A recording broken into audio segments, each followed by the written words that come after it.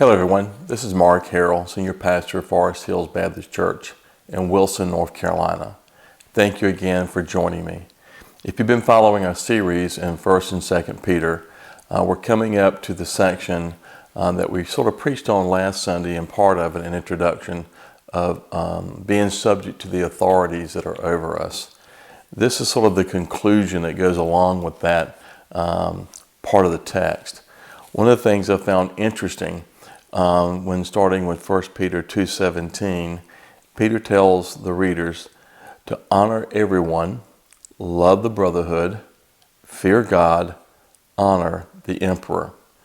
Now, he just covered previously about being subject to these authorities because it is for the Lord's sake that we do it, or for the glory of the Lord.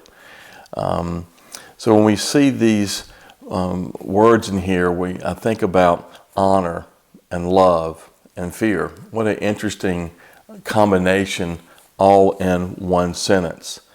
So today's age, I think, sort of gets lost in what these words really mean. Are they seeing honor in today's society? Are they seeing it in their peers, or even in the people that are over them, or even in their parents? The other thing I think about is, when we think about love, what does love really mean? There's all kind of loves that are out there. Love for things, love for people, love for power. And they all come in different categories. Even in the English language, we have one word for love, and that is love. So I'm going to discuss some of these topics about honor, love, and fear, and how we should look at it when we read this text, and get a better comprehension of what it really means. So what is honor? In Exodus 20:12, it says, "Honor your father and mother, that your days may be long in the land that the Lord your God is giving you." And we probably have quoted this many times, or we have heard it from our own parents. In Proverbs 29:23, "One's pride will bring him low, but he who is lowly in spirit will obtain honor." In the New Testament, this Hebrew word for honor is kabod. This is a sense, this term of something being heavy, burdensome in a bad sense, or severe. In a good sense, it means that you're giving something weight, something that's heavy, you're giving it value.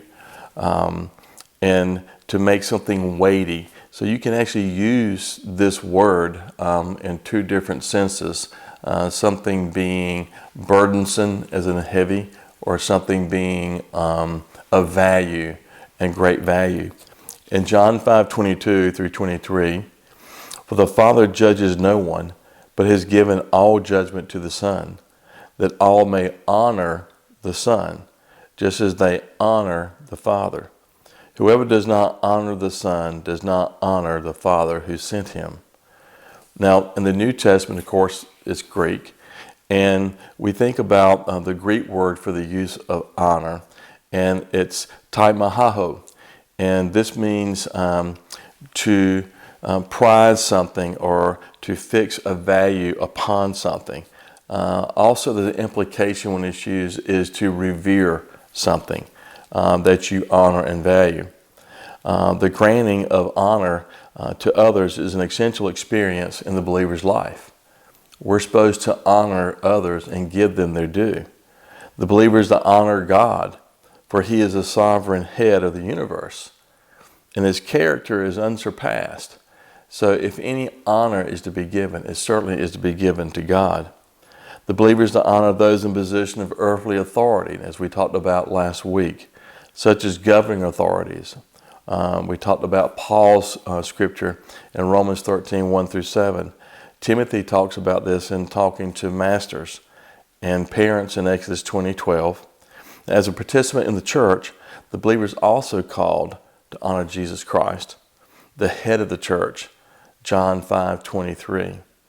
Also, fellow believers, Romans 12:10, and also widows in 1 Timothy 5:3. So while the reception of honor is a positive experience, it's not to be sought. So if we're seeking honor just to be brought up before people and giving value to ourselves, that's narcissistic. And Luke talks about this in chapter 14, 7 through 8. So when honor comes from others by reason of position or status, it's not to be taken for granted. The recipient should seek to merit honor through godly character, not just receive it because of who they are or what family they're born in. It should be by merit only. Honor can be lost through disobedience, though in exceptional cases, dishonor, as Paul talks about in 2 Corinthians 6:8, is a mark of discipleship.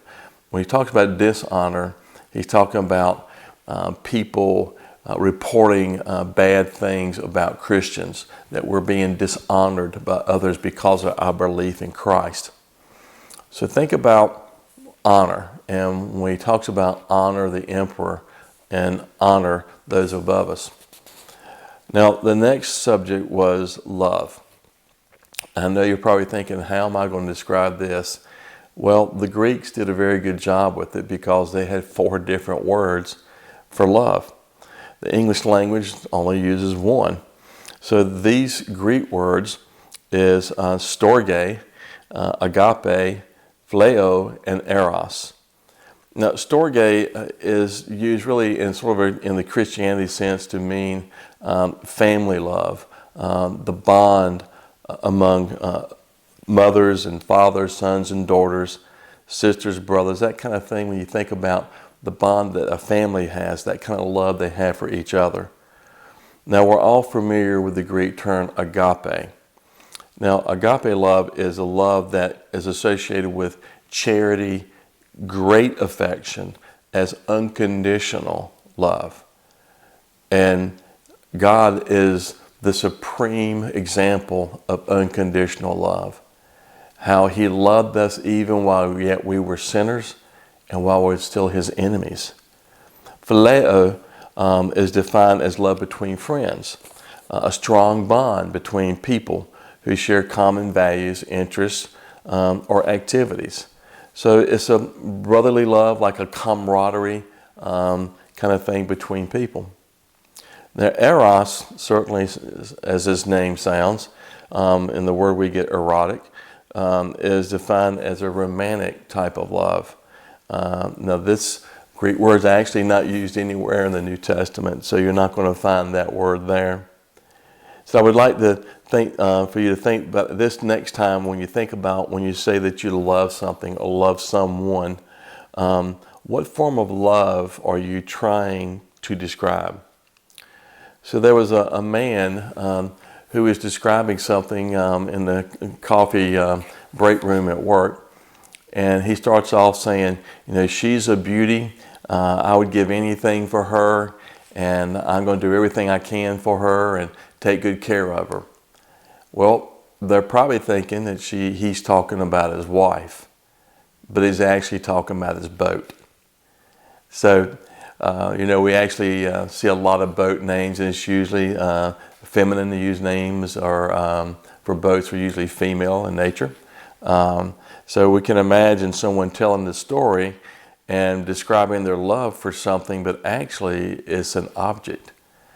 So we have to be careful when we think about how we use the word love in the English language, because it can describe many forms of love that we show.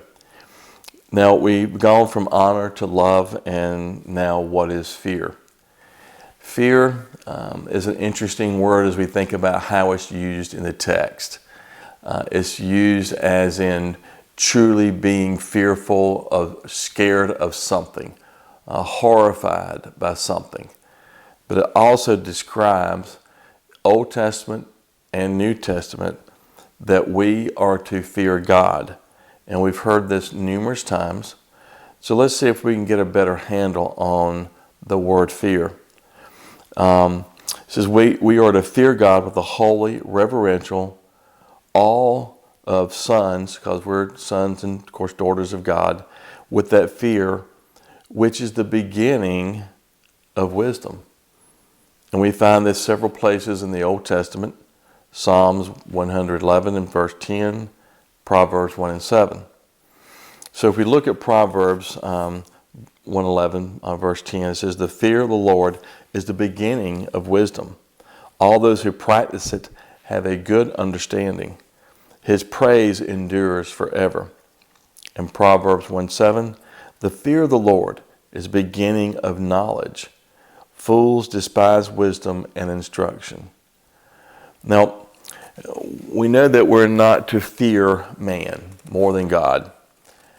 However, great as it may be with the authorities that are over us, we think about when Paul speaks of his conduct before the high priest or Felix or Festus or Agrippa, and this is Acts 23 through 26, he tries to help them understand that he doesn't fear them because the power that they have was yielded by the one who has all the power, and that is God.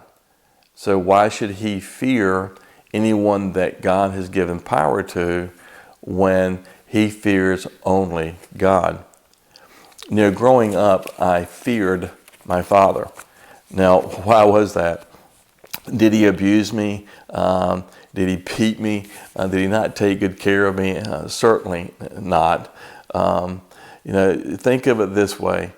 If I feared my father in a bad way, wouldn't I avoid him? Wouldn't I hide from him? So if I was truly scared, then I would try to do those things. But my fear was in awe of respect of who my father was and who he is. You know, I look at fear as being a coin with two sides. On one side is the fear of indescribable respect and honor for who God is. The other side is the fear of recognizing his sovereignty, wrath, and judgment. Now, in Deuteronomy chapter 28, we're all familiar, I hope so, that we're familiar with this, is the blessings and curses chapter. It begins certainly with the blessings of God. If you obey God, this is what will happen. And if you look at that chapter in the beginning of each subsection and just read that first verse, you sort of see where Moses is describing a relationship that we should have with God. So in Deuteronomy 28, verse 1, "And if you faithfully obey the voice of the Lord your God, being careful to do all his commandments that I command you today, the Lord your God will set you high above all the nations of the earth." This goes all the way from verse to verse 13, describing all the blessings of God for being obedient. And they're numerous. Excuse me. The curses section starts with Deuteronomy 28, verses 15, and goes through verses 68. I find it interesting that being disobedient and what will happen to us was much more lengthy than the blessing section. But verse 28, verse 15, chapter 28, verse 15, "But if you will not obey the voice of the Lord your God, or be careful to do all his commandments and his statutes that I command you today, then all these curses shall come upon you and overtake you." So we can understand he's a good God. If we're obedient, we're being blessed. If we're disobedient, he would chastise us. And the reason we fear him, just like I talked about my father earlier, I fear him in awness and respect and reverence of his sovereignty, but also in respect of the love that he has for me. And fear as a response to God and his deeds is so important in the aspect of biblical faith and life, that fear actually occurs as an epithet of God himself. Jacob describes the Lord as the fear of Isaac, his father, in Genesis 31:42, and later on verses 53. suggesting that Isaac has such a reverential submission to the Lord, that the Lord to him was the embodiment of fear. Now again, not being scared to hide or run away from God. Fear as in respecting his sovereignty, respecting who he is in such a deep, emotional way. The only way to describe it is fear. Now, we think about usually how this happens, and the fear of the Lord is an inducement to obedience and service. So if we respect our supervisor at work and his authority, understanding that he could fire us, then we're going to try to obey our supervisor at work. So again, we think about this even more deeply. Our desire to obey God and the service that we serve him. To fear God is to do his will. So when you know people that maybe say, well, I fear the Lord, and you look at their life, sometimes it's not very obvious. So this equation appears most prominently in covenant context, especially in Deuteronomy. We see this a lot in Deuteronomy, and understanding who the Lord your God is. Where the appeal is to serve the Lord as evidence of proper recognition of his sovereignty. The Lord is king, demands and deserves the awesome respect of his people, a respect that issues as an obedient service. Now, we think about this fear and what we have for him, and it's really used a lot in Deuteronomy, and an appeal to people to understand what God has done for them, how he did it for them, what they witnessed, the miracles, the pillar of fire by night, the clouds by day, and understanding that sovereignty. After seeing all that and those miracles, why wouldn't you serve him? Why wouldn't you fear him in a reverent way? Again, we think about how God has helped us in so many ways. But also the fear of God produces fear of wrath and judgment, and those that do not know him or refuse to serve him. Now, many people say, why would God send anybody to hell? Well, he doesn't. He provides them a plan of redemption, salvation, how not to go to hell. Because we sit ourselves there with our sin.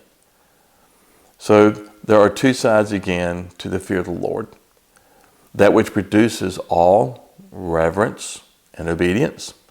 That which also causes one to cower or dread and terror, anticipation of his displeasure.